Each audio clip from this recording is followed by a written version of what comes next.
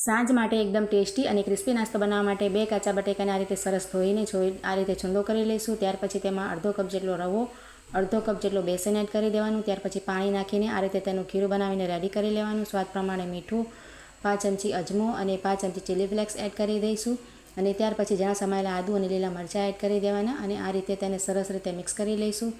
તો બેટર આપણો એકદમ રેડી છે। હવે ગેસ ઉપર આ રીતે પેન રાખીને 1 ચમચી જેટલું તેલ, અડધી ચમચી જીરું, અડધી ચમચી રાઈ અને 1 ચમચી જેટલા સફેદ તલ એડ કરી દેવાના અને તૈયાર કરેલા ખીરાને આમાં એડ કરી દેવાનું અને સરસ લો ફ્લેમ પર કૂક કરી લેવાનું છે। તેને આપણે આ રીતે રેડી થાય ત્યાં સુધી તેને રાંધી લેવાનું છે।